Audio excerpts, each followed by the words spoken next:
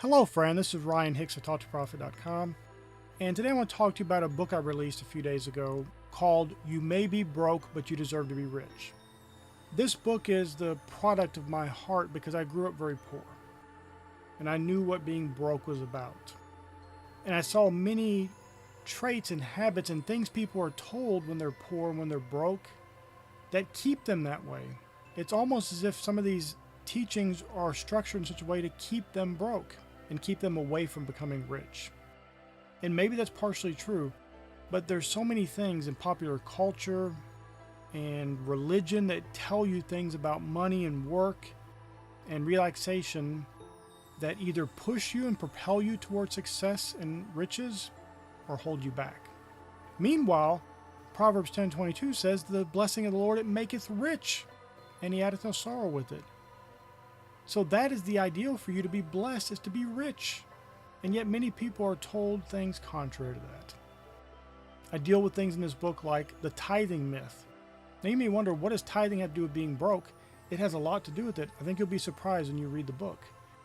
I talk about books and education and how the vast majority of people don't read nonfiction almost ever, unless they're forced to, but of their own free will. They're not educating themselves and keeping themselves educated. Now, I'm not talking about going to college. I'm talking about a daily practice of educating yourself and improving yourself each and every day. And then, of course, there's things like music, even something as simple as music, which people don't think matters. We're not talking about personal preferences and genres of music that you like or don't like, but there are real impacts into your success and your mindset and your mentality and ability to become wealthy when you listen to certain types of music. I deal with that in the book.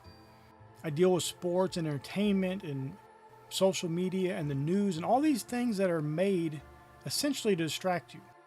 And we are taught from early on, because think when you're a child, so often people are put in front of a television or put in front of a phone or a video game or a tablet or something to keep them entertained. They're taught when they don't have something to do or they're bothering someone else, entertainment is a solution. And this goes for so many people, but the problem with what happens is, as you get on into adulthood, you don't even recognize the pattern that you're in of wasting time, completely wasting time. It seems something not even questionable. Of course you're going to watch the news, of course you're going to watch movies and listen to all these musics and all these things that hinder you. And I deal with that in the book and deal with how you can correct that and have things work in your favor toward your betterment each and every day.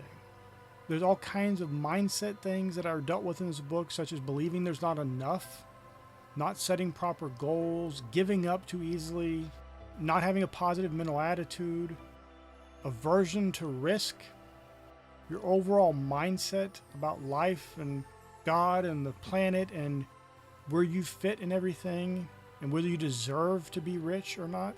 And you do deserve to be rich, and I deal with that in the book and show you how you do. I deal with sowing and reaping, the power of the tongue, valuing money more than time. I deal with the importance of gratitude. I deal with this concept that money is the root of all evil, which many people tell you, and yet when you read the scripture, you see something completely different.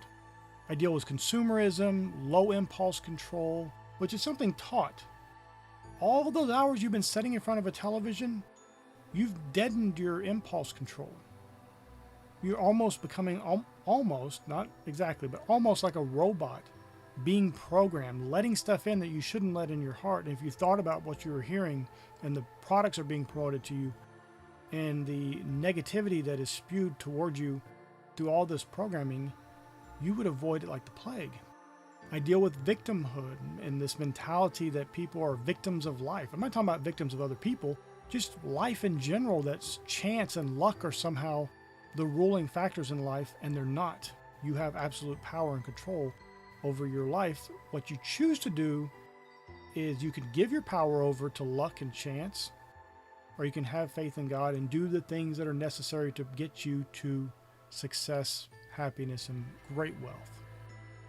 I deal with issues of personal responsibility, exercise, and diet. I know people don't want to hear that, but if you look at many of the most successful people in the world, exercise and diet are part of their lives. And there's a reason for that. It's not just to look good. It's not just even to feel good, even though it's important. it actually helps improve your cognitive ability. You can think better, you can reason better, and you can have better results. I deal with college, which is a trap many young people are unfortunately getting into each and every day. And I show how you can invest money you would have spent for college and become very wealthy instead. I talk about love of ease and retirement, visualization, affirmations, and meditation. And I also refer to exceptions to the rule, because sometimes people say, well, I don't do that and I'm not successful. Or I know somebody who does some of these things and they are successful, so that must mean these things aren't true. And I deal with that because that's an important thing, because many people don't understand that exceptions don't disprove the rule. And then I give some warnings about what you need to do when you become rich and how not to get yourself lost, because many people think that when they get rich, there's a chance they might become evil or do bad things. Listen, that's not the way money works. Money is not what controls you. You're controlling yourself. If there's greed and envy and hatred in your heart, all money's going to do is exacerbate that. It's going to make it worse, more prevalent, because now you have some money and power to do something about those evil tendencies that you had. But that's not because the money is causing it. You go put money in a room somewhere, it's not going to do any evil deeds on its own. That's not what happens. As you can see, this book is packed full of information, and if you'll get it and you'll read it and you'll apply the things that are mentioned in it, you will have great success. I encourage you to get it today. It was a labor of love. I deal with a lot of my own life and situations in there to show you I know, because I was very poor, and things I was taught that I later on in life learned how detrimental they were, even though they seemed good at the time. This book will be an absolute blessing for you. And it's my prayer that I'll be hearing a testimony from you very soon about how some little tweaks you made from reading this book caused you to come into great success. And truly you became blessed. The blessed one of the Lord, that he makes rich. My friend, I pray this is a blessing for you. May God bless you richly.